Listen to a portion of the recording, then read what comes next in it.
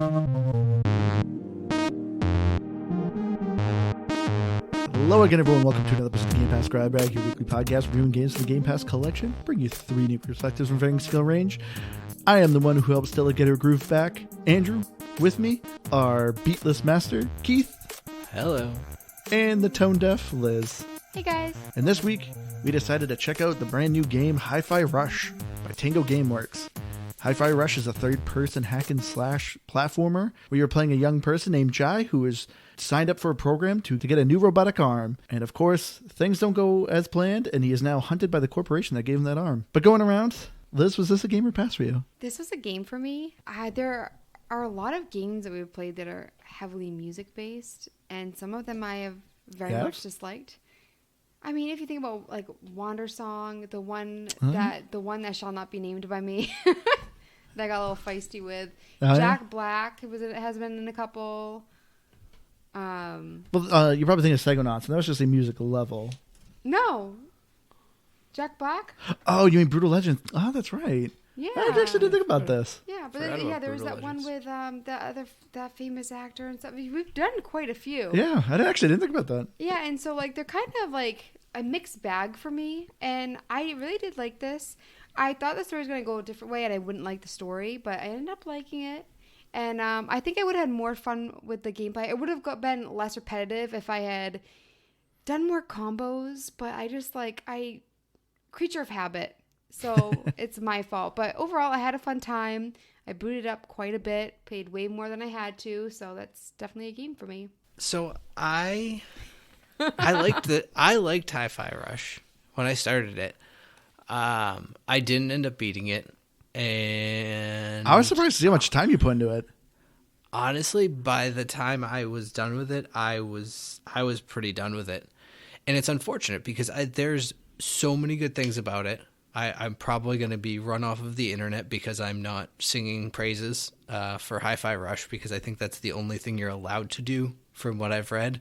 But I think it's a good platformer, action game, hack and slash. I hate the rhythm aspect of it. I think it is such a gimmick, and I'll get into it. I think it ended up being the ruiner for the game for me. Wow. So ultimately, it became a pass. So I'm going to give it a definite game. Now, I had a hard time first giving this a definite game because I agree. I don't think this game is for everyone, but I think everyone should try it because there are, some handful of like rhythm-based games. The most other recent one that came to Game Pass was Metal Hellsinger, which is a first-person shooter where you're kind of shooting at the rhythm. I tried that for a little bit, and I was like, oh, okay. I was enjoying it, but I was like, this is pretty difficult. Hi-Fi Rush, to me, has a much more lower accessibility bar. This game offers a ton of accessibilities. So even though I don't think this game is for everyone, I would highly recommend everyone at least play it just to see if it's for you.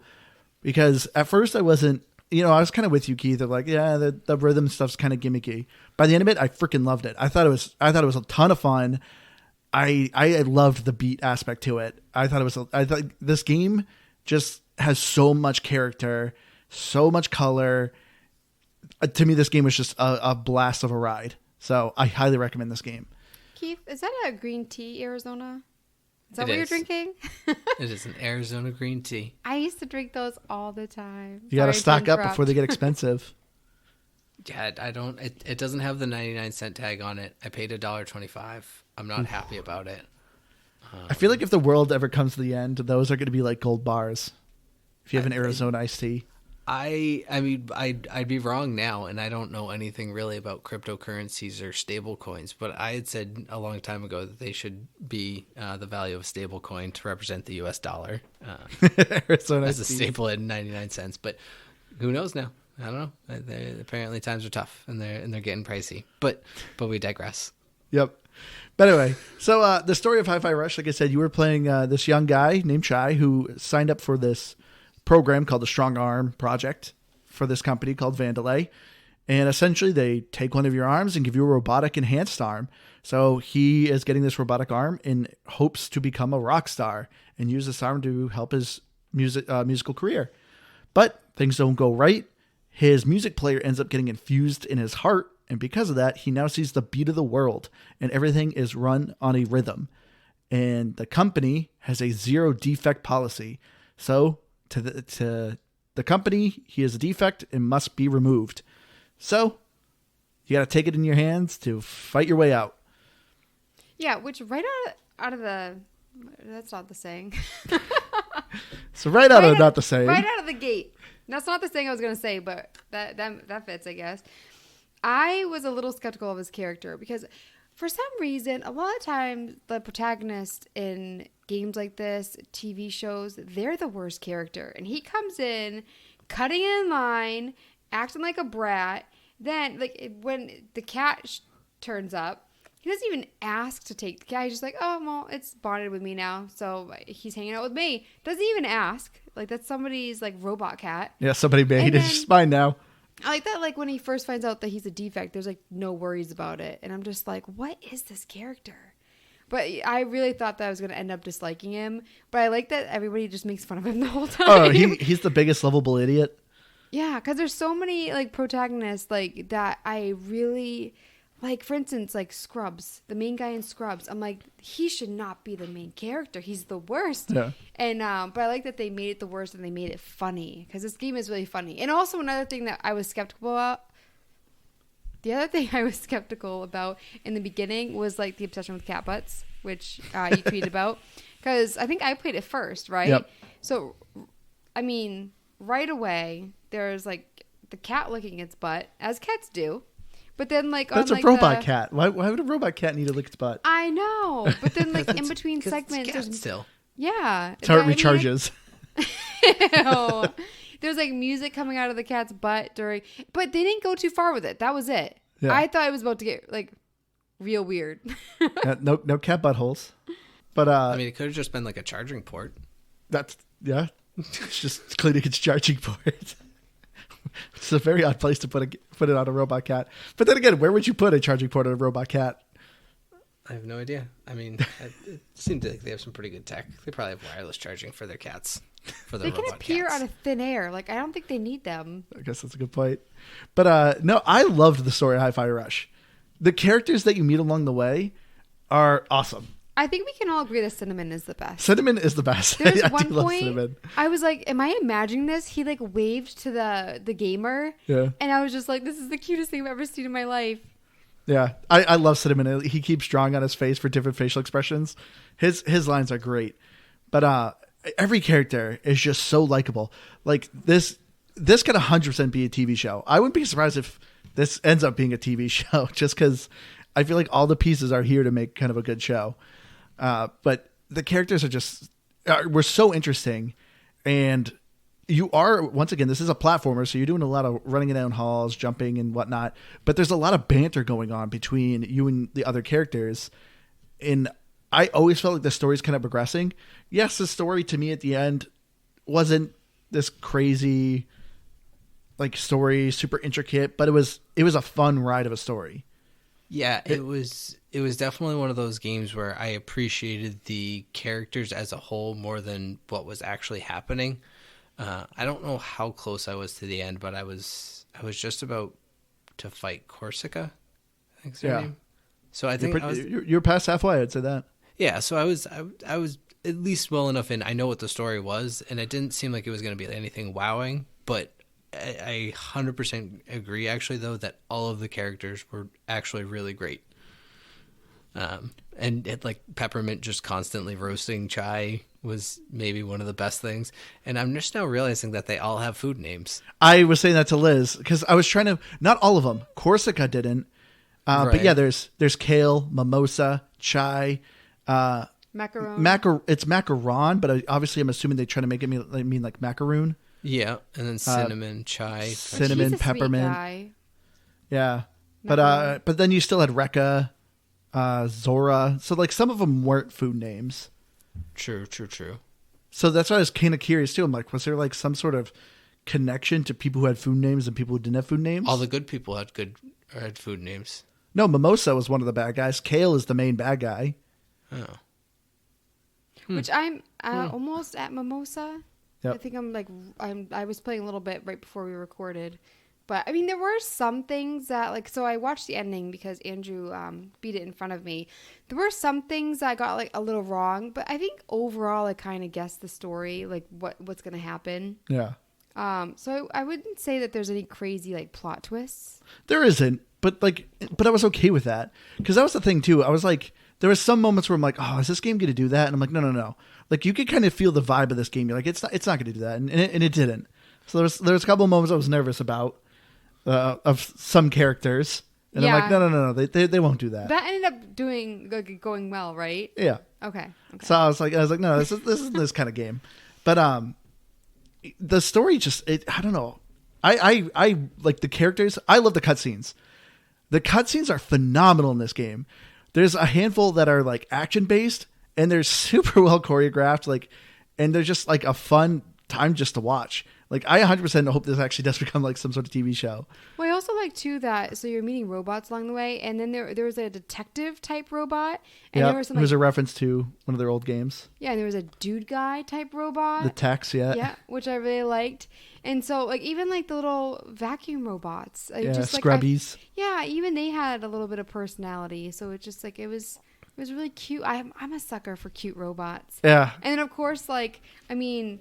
Our daughter loves robots. Oh yeah, so, she loved watching this game. Robot. Yeah, yeah. I mean, this is a very easy game to play in front of young kids because you're just fighting robots. It's super colorful. There's little to no language, no gore. So this is easy to play in front of little kids. Yeah, our daughter loved watching me play this game. And I think the main character isn't too far fetched because I feel like. I mean, I don't know about you guys, but I feel like most people know someone who has no common sense. They're like, oh, that looks like a trap. And they're like, I don't care. It'll be fine. But just like, for me, I'm just like, yeah, I've met people like him. Yeah. Oh, no. His was just like, overconfidence. No, the other thing far-fetched about him is how indestructible he is. There's numerous times he's going through concrete walls, going through explosions, getting launched in the air. And he's supposed to be a human with just a robot arm. But this guy is wildly indestructible. No, Andy has the thing where his heart is. Oh, and his heart, yes. But that still doesn't protect his head and his other limbs. I killed him Iron quite Man a few heart run times. by an MP3 player. Which I love. It's like an old school like Apple iPod like MP3 player. I will say, no, I had one of those. I think it was RCA MP3 players because I didn't have any money in high school, and it was like I feel like it was like one of the first things I bought myself when I started working, and that thing was indestructible. I think I got rid of it like not too long ago, but it was stood like over a decade. Old iPods were indestructible. They were half metal. I remember I had one that was like massively dinged up, but it worked great. Now they're all made out of glass and super fragile. True. But I like luckily he had an MP3 player and he didn't have like one of those crappy remember those crappy hit clips? You bought 30 seconds of a famous track that was like back in the 90s. You know what would have been great is if they had made it a Zune. A Zune. I also like too that he talks about how he wants to be a rock star, and I think it was Peppermint asked him, "So do you know how to play guitar?" Yeah, he doesn't even know how to play guitar. I love the humor in this game. This game wasn't like openly hilarious, but there was a couple of moments where I was actually cracking up pretty good. I showed like Liz a clip, and she didn't find it as funny though. Well, and I think that it's exactly what makes him not unlikable. Like Liz said, he's kind of a jerk in some ways, but it's not so much that he's a jerk. He's just kind of an idiot. Like he's just oblivious. Yeah, he has no concept of what's around him. He's not a person you would actually look at and enjoy being around still, like if he were a real person. But as a character in a book, game, movie, whatever it may be, you're like, oh, okay, he's a lovable idiot. And so it's very much appreciated in that way. Did you guys get a rock star vibe from him though? No. Yeah. No, not really. I really either. I mean, at one point they call him a hipster, and I'm like... He kind of looks emo. It's all kind of part of his making him who he is, that he's not anything he wants to be, I guess. Yeah. I mean, not saying that like an emo singer or guitarist can't be a rock star, but like I don't really think of emo bands as rock stars. Yeah. No, I see what you're saying. Like I said, I think he's more kind of hipster.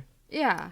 But, I mean, you still will love the character, though. But I mean, I wonder after all of this, he's going to learn the guitar.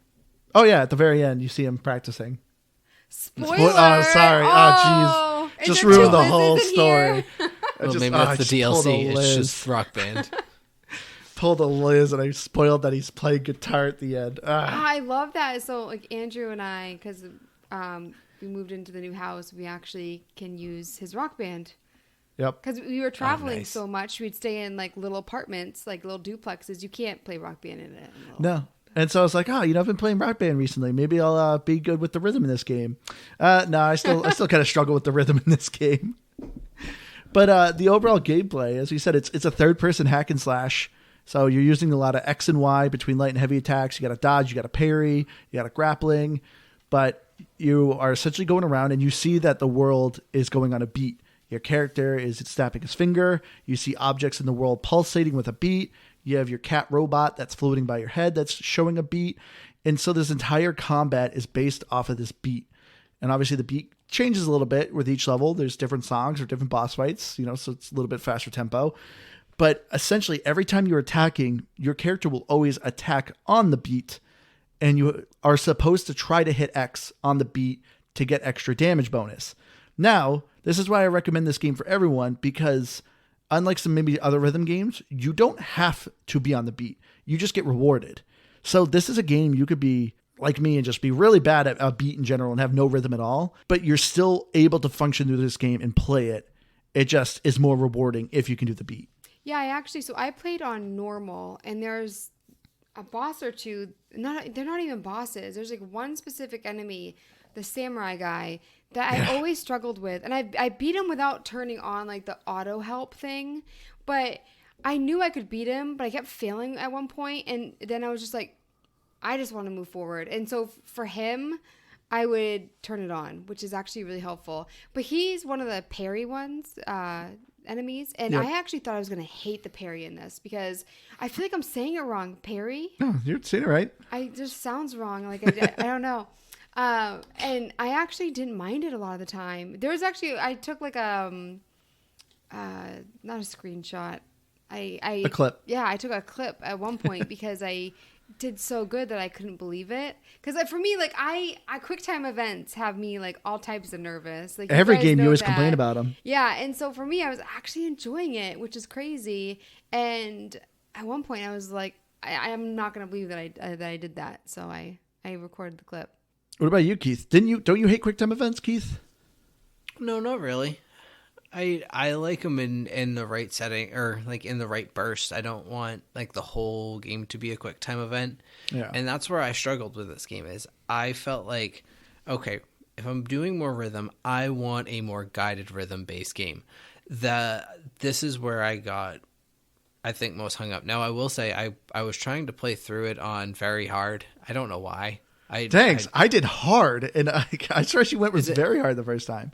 It goes easy, normal, hard, very hard. Maybe I went with hard then.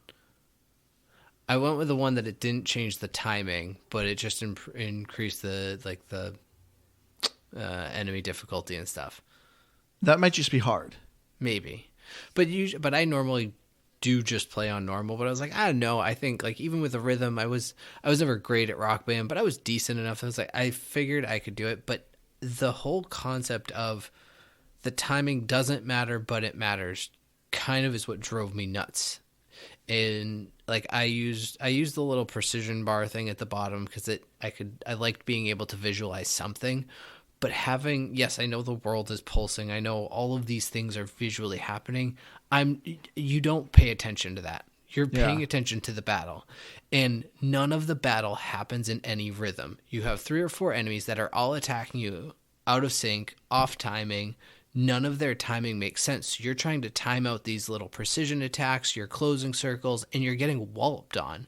And it doesn't flow good. For me, if I want rhythm built into my fighting, I want more quick time events, kind of like the Samurai one. And the Samurai one was what drove me to quit ultimately.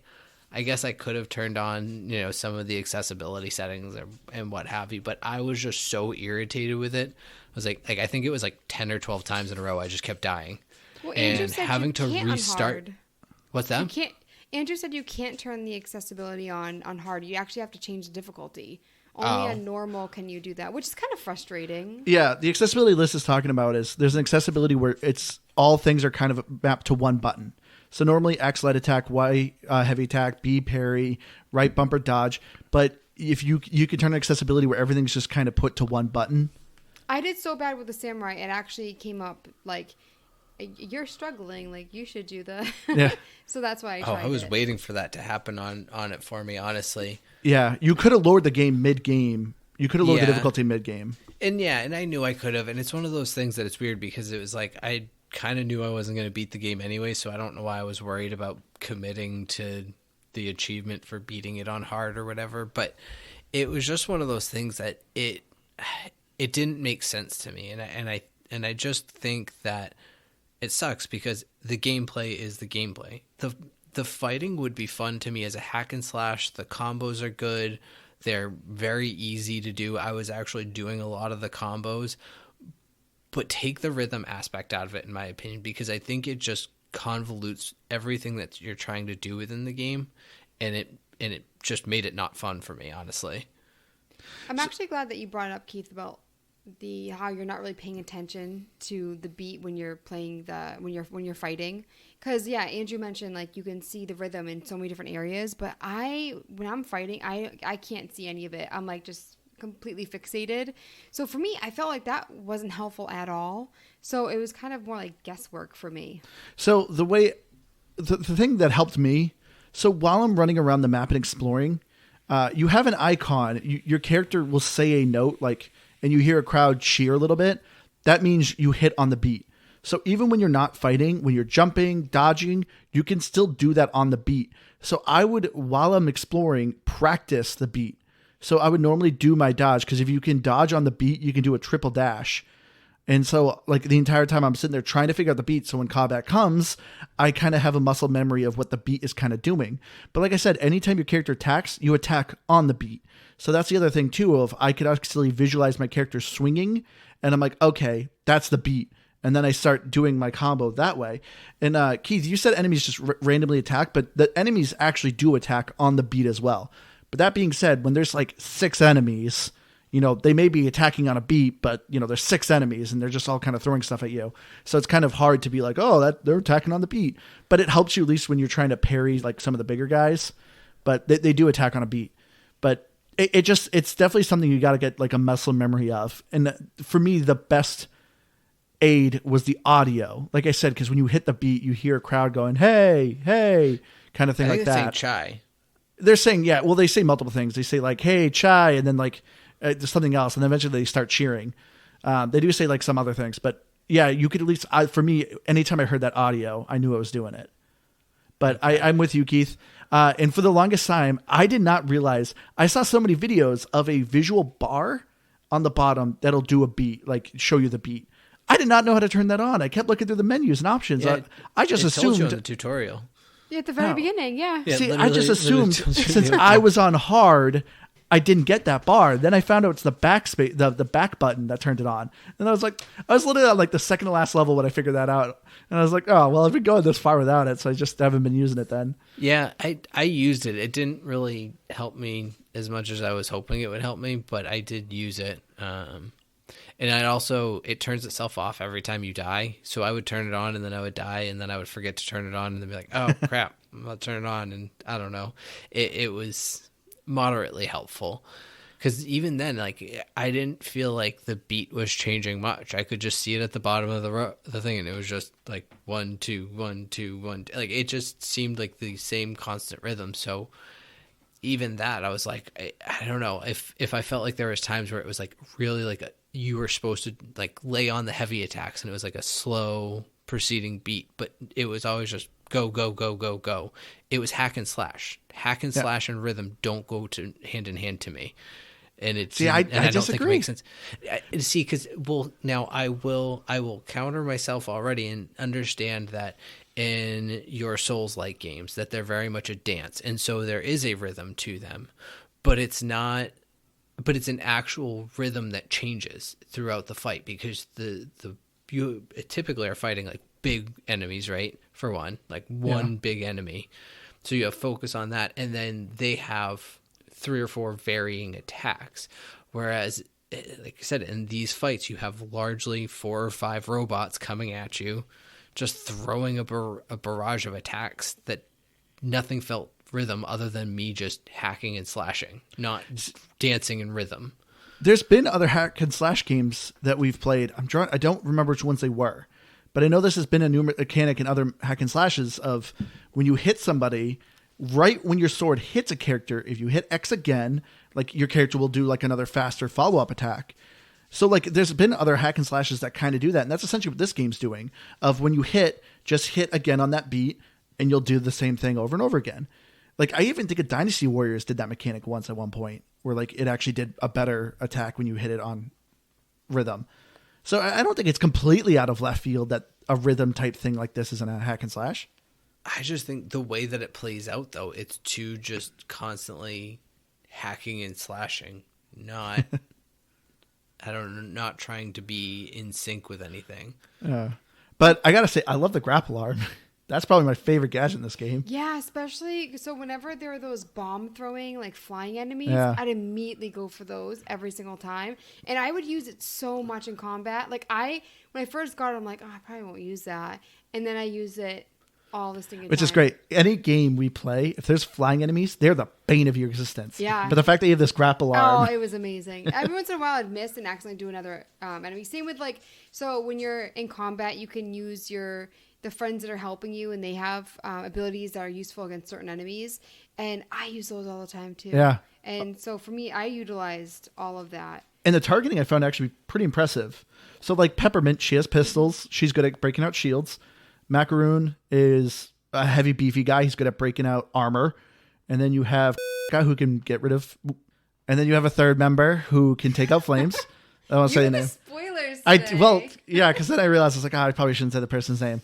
But yeah, so each of these people kind of give like a special kind of mixture to the fight, which is also another thing that I loved about the combat. I felt like the game was constantly changing its flow because this game is giving you a ton of tutorial, but to me, it was a constant drip feed and it wasn't overwhelming. It was like, hey, now let's learn how to dodge. Hey, now, like, first it was like, well, let's learn about rhythm. Let's learn about dodge.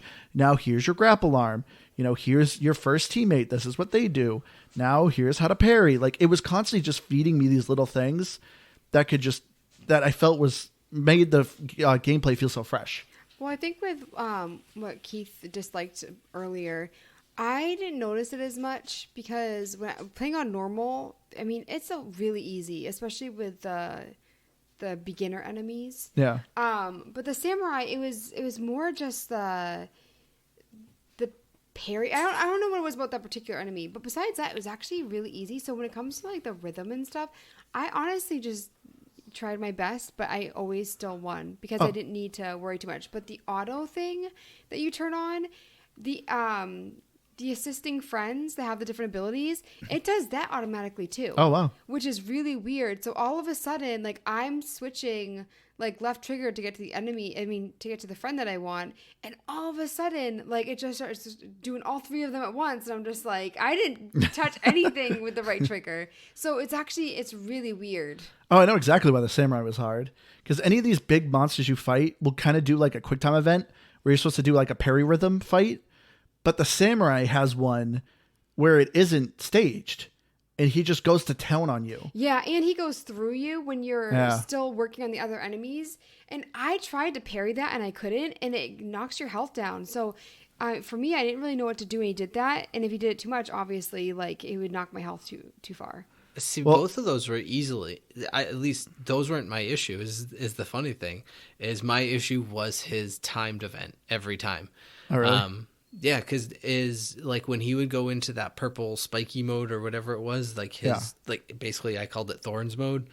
You just didn't attack him. You just stayed away from him, and he didn't attack Thorns you. mode. What? When he would, before he does like the quick time thing, like the lightning. Yeah, he gets all like match spiky. The beat, he gets all spiky. And then, but for me, I had trouble getting him spiky. There was one time that I was fighting him, and he samurai? just kept going through. Mm-hmm. Yeah, he gets like, I thought it was yellow spiky. You said it might purple? be, yeah, but yeah, he gets. Oh, where he parries all of your attacks. Yeah, is that that's what you were talking about with his, where he's because he parries all of your attacks, and then you basically have to parry back. Yeah. It's So that there's- event. Yeah, he doesn't like pause the game. That's what I was talking about. But if It's you not just, like a if you pause just don't moment. attack him during that, he just doesn't parry anything. You can stay away from him, and he just sits there and swipes at the air and does nothing. Yeah. The dash, also annoying, but you can time that out with a dash if you just dash out of the way at the last second. But what drove me nuts about his quick time event, this is where I struggled the worst, is there's not enough setup time. Like, I can hear the beat in my head. It's 1, 2, 3, 1, 2, 3, 1. It's there. It's ingrained in my skull, but you don't have time to hit it quick enough because it's like he goes into it, you see it happen, and he lunges. Even if you're on the B button, I don't do well with like that type of quick time reaction. Yeah. And every time I would just be just enough off time. I could do it. I hit it, I think, one time and one time only. All of the other ones seem to like give you a half a second pause before it would start the timer to make you do it. But his was just so fast that I could never time it properly. It drove me bonkers. Well, my tip for people who are struggling with this, so you have a character. Your character has what's called a reverb bar, and it's essentially like a power up meter. If you're hitting stuff on combo, you get batteries, and you can do a special attack. The special attacks you could carry 2. Once you get the upgrade, you can carry 2. The 2 I did was Pick Me Up, which is it takes 2 reverb bars and you drink and almost fill up full health. Super helpful, especially if you're playing harder difficulties, because health isn't that frequent. And then the other one I did was Guitar Ride, which, as you can tell, you literally ride your guitar around. But the great thing about Guitar Ride is you can grab an enemy, and if you grab them just right, they're stuck on you. So I could actually kill the samurai one hit, and it completely ignore any of those quick time events. That's how I found a way to beat him, is So do the you Guitar cheesed it. Ride. I mean, a little bit, but those literally were the only 2 special moves I used the entire game, was Pick Me Up and Guitar Ride. Because I was doing a lot of the other special ones where it's like, oh, it takes 4 reverb bars. Like, this is a really powerful attack. But it was hard to catch the samurai because naturally he is far. Like, he usually keeps his distance from you and then does a quick lunge attack at you. So a lot of the special attacks you're doing are close range. So by the time I set it up and did the event, he's completely out of range and it just misses. And if I did catch him, it usually wasn't powerful enough to kill him. But Guitar Slide would. If you just catch him, you could just ride him around and kill him. So those are my pro tips. Which I feel like I you don't told have me any yesterday. pro tips other than I just stopped playing. So Pro tip, stop playing. There's something that's a little nitpicky with the gameplay, because the game, it's not crazy long. I mean, I didn't finish it, but I kind of wish that the game was like a little bit more linear. So a lot of the times there'll be like 2 directions that you can go. So you go through one, it's a dead end, and there's always arrows, so you know which one is like the proper way to go. Yeah. But you know there's gonna be loot and graffiti that I'm gonna miss because I got a ridiculously low amount of them. Like, I think I'm almost at my most. I only got like 6 out of 25. I'm doing really bad with that. But I wish it was more linear, because it's just like, it does kind of eat up time, especially if you're doing like a platforming one with it. And obviously you're looking around every nook and cranny because there's always hidden stuff. So that's just a little nitpicky complaint, Yeah, there's a lot of collectibles in this game. which I love. Yeah. I love looting, but Well, and also, too, just to tell people who are start picking up this game, too, this game is also slightly Metroidvania. There will be areas you cannot access right away. So that was kind of driving me nuts, where I'm like, is there a switch somewhere that I'm supposed to find to, like, get rid of this flame wall? No, it's slightly Metroidvania. You're supposed to go back once you get certain characters. You're actually supposed to beat the game, and then you can go back and explore these areas and collect stuff. But there is quite a bit of collectibles, which I actually liked. I thought the collectibles were well hidden, but weren't crazy challenging. Like, I don't know if you noticed, but if you just pay attention, there's a lot of times like pencil mark graffiti on the walls that'll say, look up or turn around, and they'll actually give you hints as to hidden treasure. I noticed those. Oh, you noticed those? I did notice those. Did you ever get lost? No, never. Yeah, I actually saw that they said, like, if you press left on the D-pad, it'll give you a hint to guide you where to go. Oh, no, it but I did- was like, I never found it hard to navigate. It did happen once where it popped up like, oh, if you need to know where to go. But I was running around looking for loot, and I think the game thought that I was lost. And I hit it because I was like, Well, I mean, if you're just gonna tell me where to go, And what'd it do? I mean, I it guess. just, it kind of, I think it, if I remember correctly, I thought it like showed like the direction, like the. Oh, so the camera panned to the area you I go? think so, but I think it's weird that I'm not sure.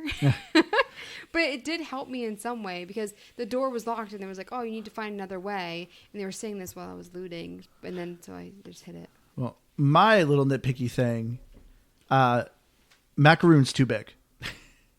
Whenever I was fighting, the guy takes up half your screen. And if you're in the middle of a fight and you summon him, there's a lot of times he would block my vision of enemies and then I would get hit. Like an enemy's trying to do attack and I'm like, oh, I'm going to get ready for a parry. But macaroon is like this massive guy. And I ended up, he would block the vision of me and seeing the character and I would miss my parry. It's like, all right, thanks, buddy. I love that he's just a gentle giant, though. He is. Like, he would never purposefully get in the way. He's just they didn't make him smaller or something. His character was also hard to aim, like, to break the shield. This is another one, like, actually a little bit of my complaint. Sometimes you're fighting enemies, that have these shields that only he can break. And sometimes you're fighting, like, 3 of those enemies. And it takes at least 2 hits for Macaroon, unless you get an upgrade perk for him. But naturally, it takes 2 hits for Macaroon to break that person's shield. So to me, like, those weren't fun moments. I'm literally running around the arena in a circle till he cools down, summon him. Crap, I missed my attack. Run around in a circle. Like, it's like his is the longest cooldown. It's like 5 or 6 seconds. So I'm just running around. Okay, swing. Okay, I damaged that guy's shield, but it's still up, so I can't do anything. I would distract him with peppermint as well. So I would send him and then peppermint to distract him a little bit, and then. Yeah, but those are the only combat moments that kind of irritated me. I will say too, I wasn't crazy about the platforming. I thought it was just okay. I just thought I wanted to sprint. I thought your character ran too slow. There were lasers that you could avoid in like the sewer area. Oh, I loved when you're like zipping. And those are cool. Yeah. I'm surprised you like those. I thought you would hate those moments. The rail glide segments. I mean, I messed up a couple times, but it's very forgiving. Like when the enemies are there and you have to hit A, that was fine. I really enjoyed those. Don't you just take damage? Like it doesn't knock you off, right? Yeah. So I was gonna say that's what I was gonna say too. Is it's very forgiving in that aspect. And so I thought those were the fun moments too. I genuinely preferred doing things that were not combat based, and I just thought that was more fun. I would have had more fun with like rhythm platforming. You guys are more into the platforming, and I was more into the combat. I wanted more combat. I thought the combat was fairly repetitive. It felt like, yes, there were some varying enemies, and I didn't play the whole game, so I'm sure I probably missed some of them.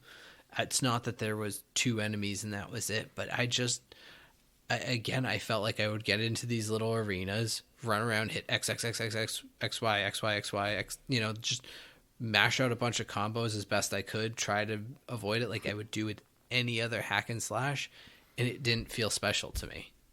And I don't, like, here's my question, because I've been thinking about this.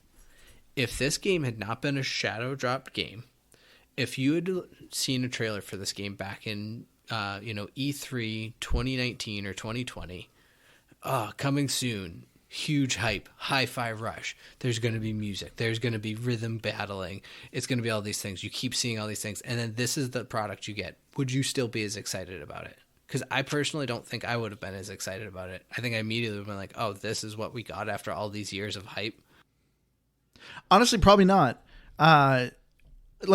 Don't get me wrong. So this is what's amazing, that the fact that they shadow dropped this game. Like, I forgot Tango Gameworks existed, and I loved The Evil Within. Like, that's what they're known for. Those games are on Game Pass. If you played them, like, they're horror games. They're pretty scary. They're really creepy, really gory, but they're a lot of fun. They're just a typical horror survival game.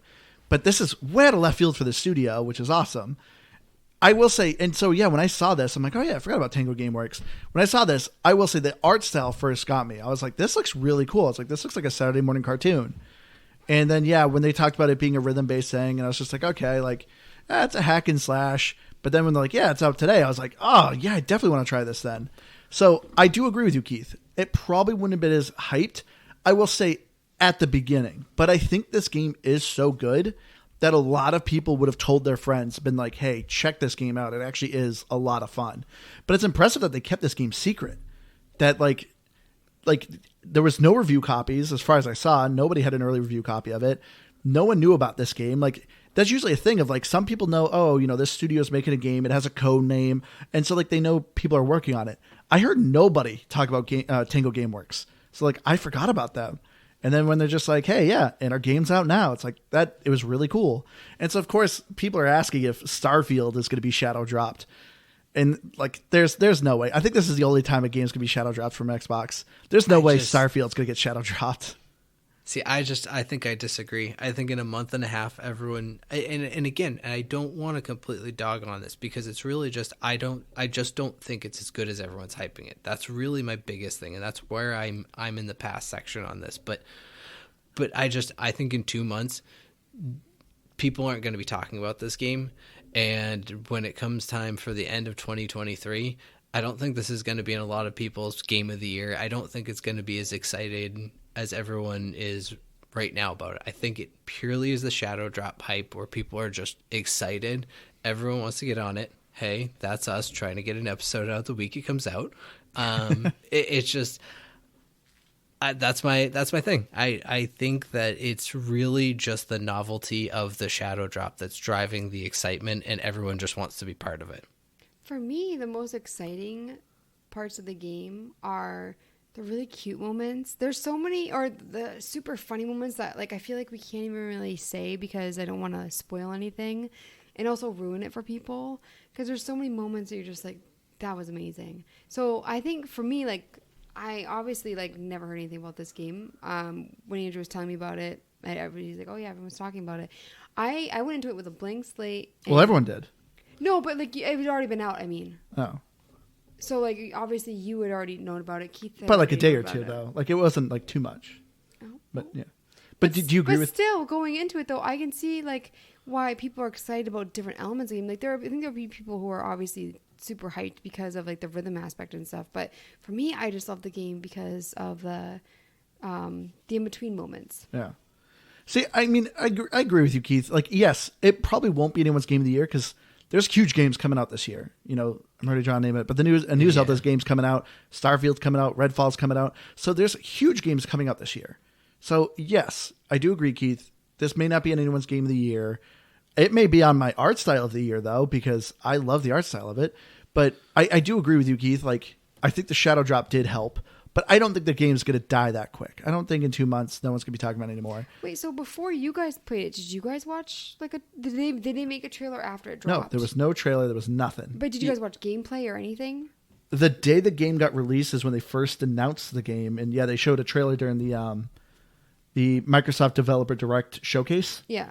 And so they appeared and they said, the game's here. Here's the trailer. That was it. That was all anyone ever knew about this game. So yeah, everyone was on as much as a surprise as everyone. But well, it's already on YouTube. That's why I was worrying, like wondering if you guys had seen any, like even like YouTube videos and stuff. There's already a lot out there. Usually when like a game just drops, there's like nothing on YouTube. Yeah, well, I did look stuff up. Don't look at me like that. I am who I am. But that's exactly my point, and not just people trying to make content either, but just like it got, I think, really all of its hype in all of its actual volume of people playing it because of the fact that they just shadow dropped it. So everyone was like, I got to check this out. This just came out. And I don't know, it just feels like everyone's afraid to say anything bad about it. It's very weird to me. Well, it's not so much that. It's just, of course, the whole console war, a bunch of Sony fanboys were going on Metacritic and bombing this game, saying, sure, like, oh, this is Game Pass fodder, blah, blah, blah. Forspoken just came out for PlayStation, and it's been getting very mediocre reviews. So, of course, a lot of Sony fanboys are upset that that game is getting mediocre reviews, but everyone's loving Hi-Fi Rush. So there's been this. So I think I agree. I think some people are now overcompensating of how much they love this game.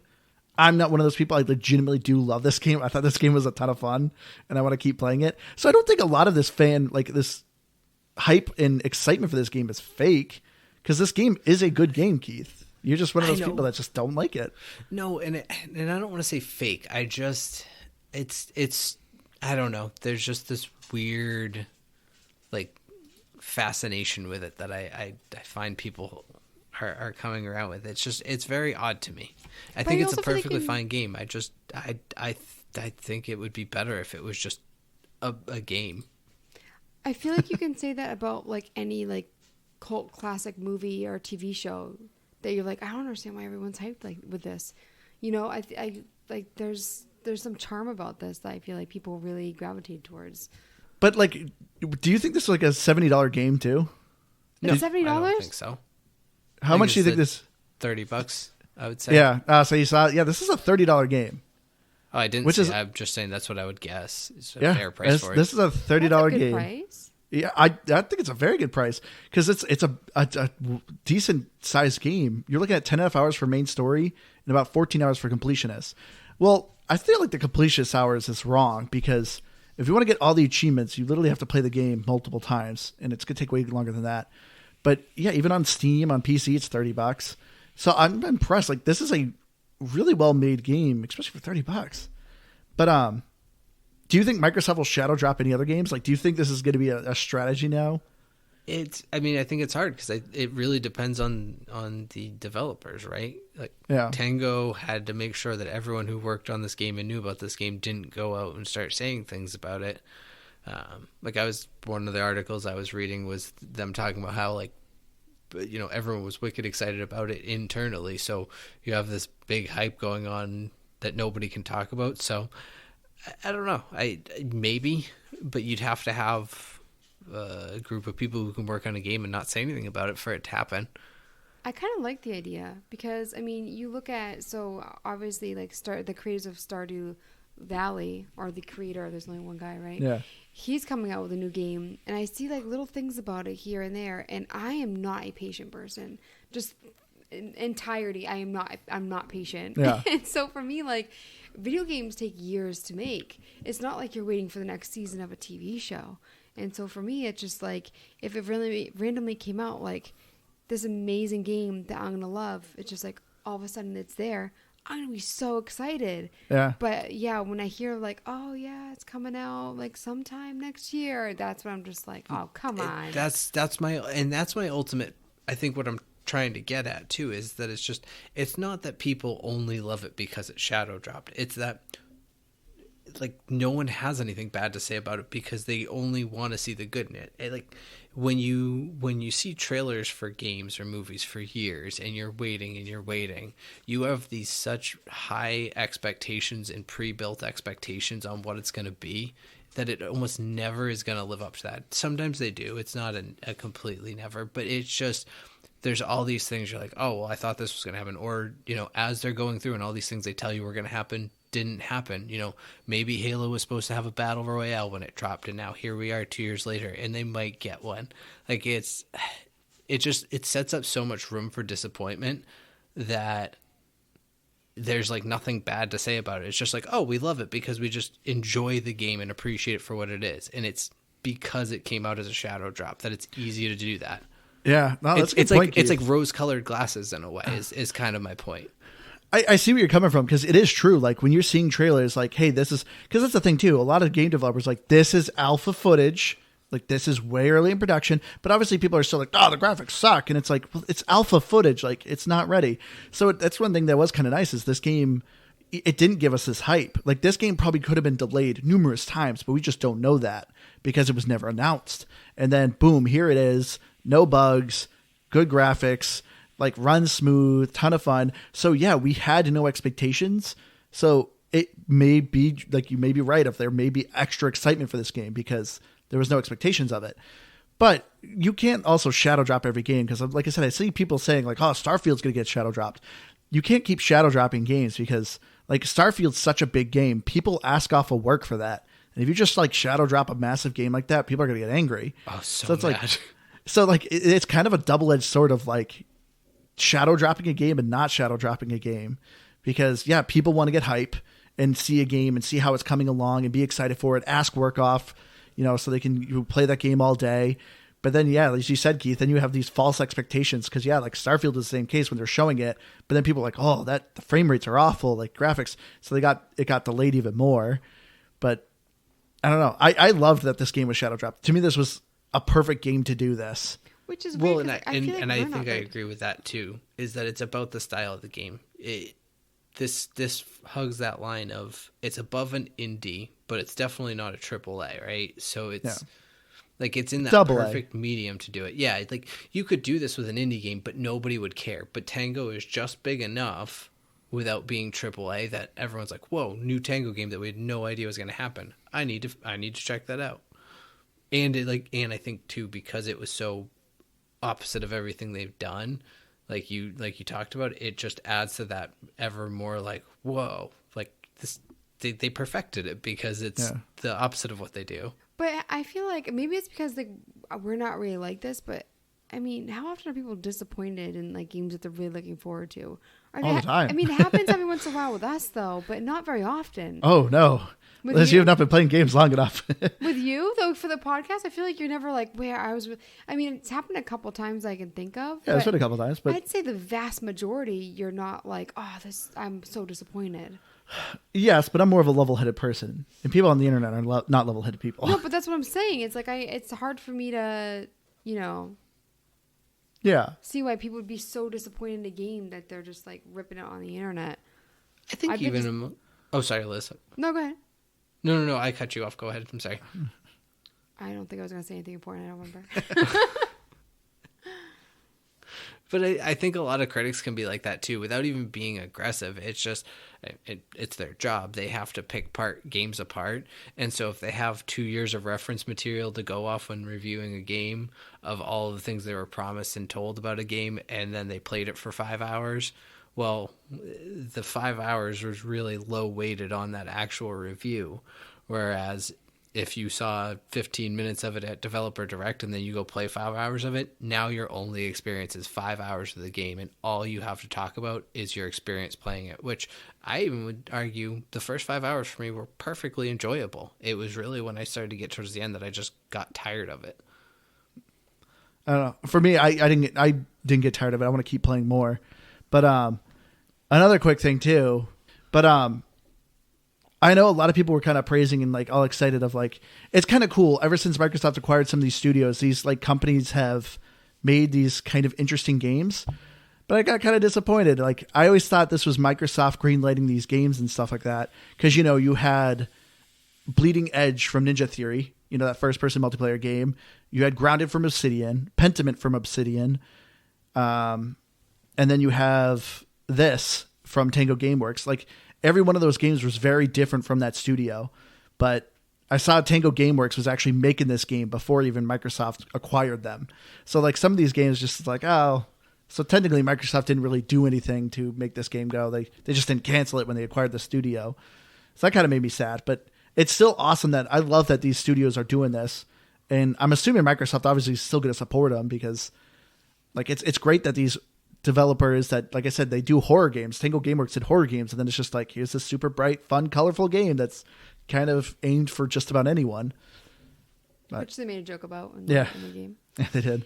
Something that you mentioned earlier, Andrew, graphically, this game is really cool. I love the graphics. It incorporates the colors. comic book style. Yeah. And then, of course, like I said, I love cute robots.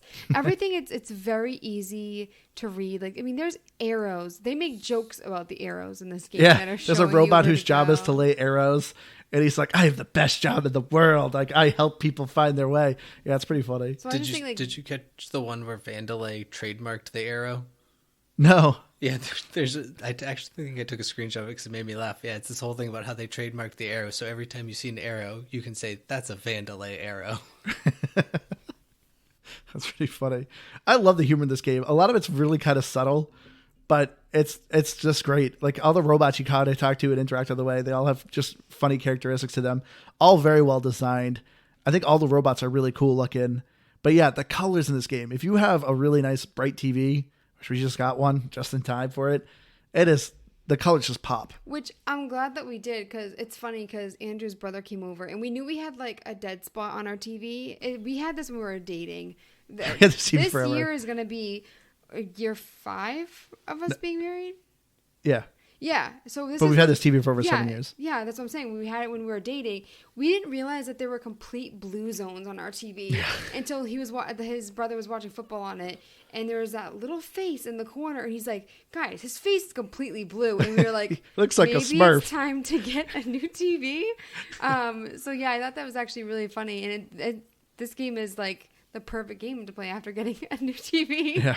And then of course, music. They have so many amazing bands, which they have that feature where you can, if you're a streamer, you can turn off copyright music. Yeah. Yes, because there's a lot of well-known bands that pop up. Which, yeah, the music is supposed to be music being played from your character's MP3 player, but it's like, let's be honest, everyone has at least one embarrassing song on their MP3 player. Like, what if you're playing and all of a sudden this guy's like Baby Shark going on? You have to play a level with Baby Shark. That actually would be pretty awesome. I mean, Keith, it's got J-Lo, Jenny from the Block. That's your fun. I listen to a lot of JoJo Siwa these days. Our 4-year-old loves JoJo, so I listen to. I mean, I can sing along with some of the deep cuts. At this point, I'm that good. But yeah, I think that would have been a wicked nice touch.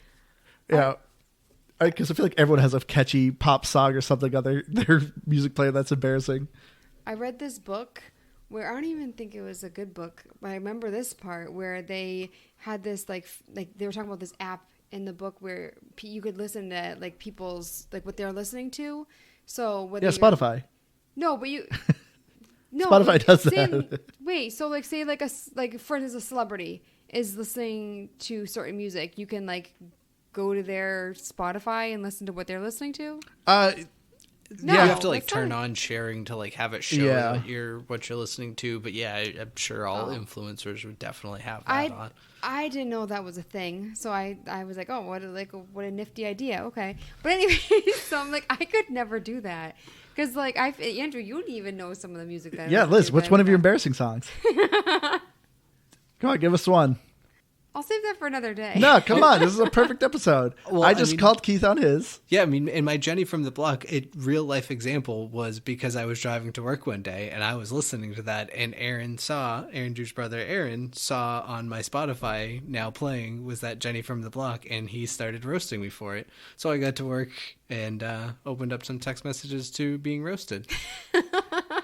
Come on, Liz, give us one. I can't think of anything right now. Yeah, you can. You definitely can because you're smiling. I can't think of anything. Yes, you can. I'm a terrible liar. I know you are. This is the real reason Liz doesn't want to do a video podcast because she knows she can't lie. Aren't you glad that you're married to someone who can't lie? We were playing that werewolf game, the board game with our friend Mason. You're trying to change the subject. Every single time I was the werewolf, he would know. It's because Come on, Liz. Change the subject. I can't think of anything. Yes, you can. Give me your phone. I'll pull one out. I will change my... Do I have a password on my phone? I mean... maybe, but I'll I know change it so you don't know it. Come on, Liz. Do you know... Can you name one of mine? No, there's a CD that I need to find that your friend made for our wedding. No. With that song. No. That's not embarrassing. That's a song I hate. No, but I'm going to find it after this episode. Liz, come on. Name a song. Mine's easy. Bulletproof by La Rue. Oh, yeah. I remember. I remember that. Yeah. Love that song. It's so catchy. Yeah. But come on, Liz. Do you know what? I think Piper really does get her stubbornness. But the achievements are not good. I wouldn't recommend it for achievement hunters. No, the achievements aren't bad. But, well, there is one thing I didn't like. So I noticed it at the end. So there's an achievement to beat the game on easy, normal, hard, very hard, and Rhythm Master. Those are not proactive. So I beat the game on hard, and I did not get the achievements for beating it on easy or normal. So you literally have to beat the game on easy, normal, hard, very hard, and master Rhythm Master. I like that you say no. Like, I can't have an opinion on what I think about the achievements. You're just like, I'm like, oh, no. Well, you said bad, and they're not bad. Because besides that, I actually like the achievements. I thought they were fun. A lot of them are progression-based. And like to me, they, for the most part, weren't hard. There was just some where it's like collecting a lot of things. But no, I you still can't. didn't like them. It does. You can't negate the fact that I don't like them. So looking at achievements, Andrew, you beat the game once. You got 340 with 29 out of 61 achievements. Keith, 155 with 16 achievements, and I'm at 190 with 19 achievements. Yeah. So I feel like if I put in over 10 hours in the game. I actually don't know the amount of time, but 190 for like. Yeah, it's not crazy high score. That's why I'm like, they're not good for me. But like, I'm close to getting a bunch of them because a lot of them, like I said, progression. And if we had more time, like if we weren't doing this podcast, I actually could see myself trying to 1,000 this game. Like I was enjoying it that much. I could actually see myself trying to 1,000 it. That's pretty nuts. But let's get into our final thoughts here. For me, like I said, I loved Hi-Fi Rush. I think this game's a ton of fun. I would recommend everyone at least try it because, like I said, even if you're not good with rhythm, there is a lot of accessibility options for this game. I think the story is just a ton of fun. I love the characters. It's just well written. The voice acting. We didn't even talk about the voice acting. The voice acting's great, except for Liz's one character. She didn't like the Corsica. It's not that I didn't like it. I just it was a mashup between like a character on a movie that I've seen and like Scottish. It was weird. I've never heard an accent like that before. Yeah, it is a little weird, but besides it might have been her real accent. I don't know, but I just I've never heard anything like it. But man, the writing and the voice acting though overall is so good because there was moments of the dialogue, like the fight with Corsica. Like there's a couple of moments I was cracking up laughing because of the dialogue. So yeah, the voice acting is top notch. The music's fun. I wasn't crazy about the platforming. I found the platforming a little tedious, mostly running around and collecting things. But to me, Hi-Fi Rush was just a blast. It was a fun ride, and I'm going to keep playing it. I'm giving it a 93. I don't know. It's so weird because I don't really think it's a bad game in any way. And I think that my biggest hang up really comes to the fact that I don't think it plays well as what it's trying to be as a rhythm hack and slash game. Maybe it's just that my rhythm is totally that bad. I don't know. I know I didn't play on a difficulty that increased the timing. I just played with normal timing. I just found that it was a hack and slash game that I don't know, heavily on music, great, that's fine, but take the rhythm aspect out of it and make them more quick time events. Overall, it just to me felt like I was running around battle to battle, getting myself to the next time that I was just going to mash X and Y and try to do it in rhythm while feeling like I can't because I'm always overwhelmed. There's just too much going on. I think it's a fine game. I don't know. Check it out because it is good and you might like it and you probably will. Everyone else seems to. I think I'm just the one person on the internet who didn't truly love it, I guess. I think it's I gotta say like an 83 because it's really just the fighting that I think I hate the most. I was gonna say 78, but everything else is really good enough about it because the writing is good, it's entertaining, it's good graphically, it's good musically, it's good all those things. I just didn't think the battling was good, and that's the gameplay. So yeah, 83 and a pass. I feel like my score seems a bit high for like the level I like it, but I gave it extra points. Oh, I give it 90. I gave it extra points too because I was really lazy about actually trying out the different combos. Like I bought them and then I just stuck to the same ones, and it was my own laziness. But I thought it was really funny. Love the characters and the cutscenes, and I just felt like there was a lot that I liked in each of the categories that we kind of judge games on. So I don't know, it seems high, but yeah, I'm gonna give it a 90. And then looking at Metacritic, 88 and 9.1. So I mean, that's pretty good. Yeah. And I noticed too that our fourth and silent co-host is playing the games that we've done like after we record. I've noticed that. So like he's like, do you think he's listening to us? Oh, Man, I doubt I hope that. so. He's given a lot of zeros to games that we have played. But yeah, I looked at his thing because like there's so many reviews for this. I'm like, I'm just going to go to his and see if he played it. And I noticed that a couple of the games that he's played this month, we've recorded in the past. So. Oh. Interesting. We're on to you, bud. Keep being angry. It's so funny. I actually saw a Reddit post where someone was going through somebody's Steam library, and it's just all of like the top rated games. It's like do not recommend, low rating, bad game, awful.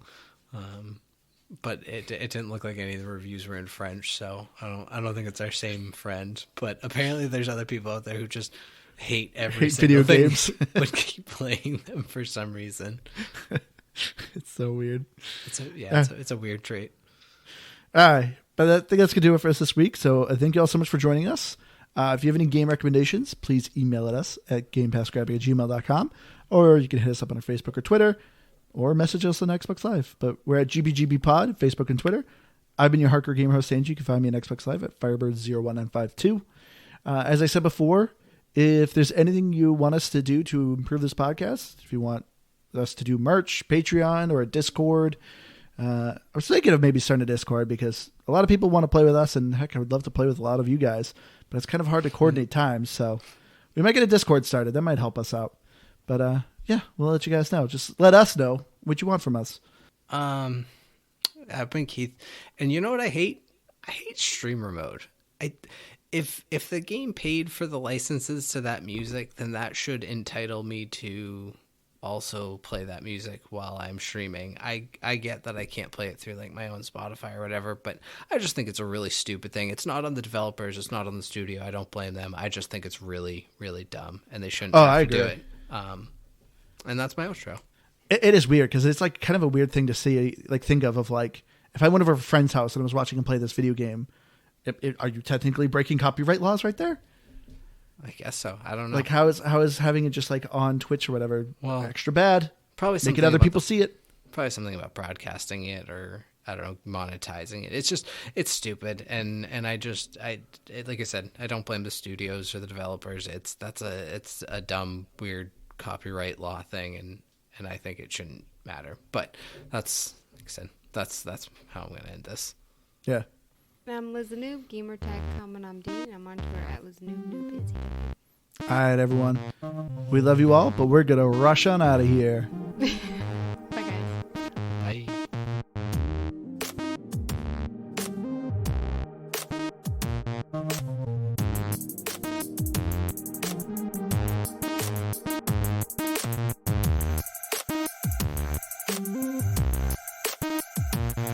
Bye.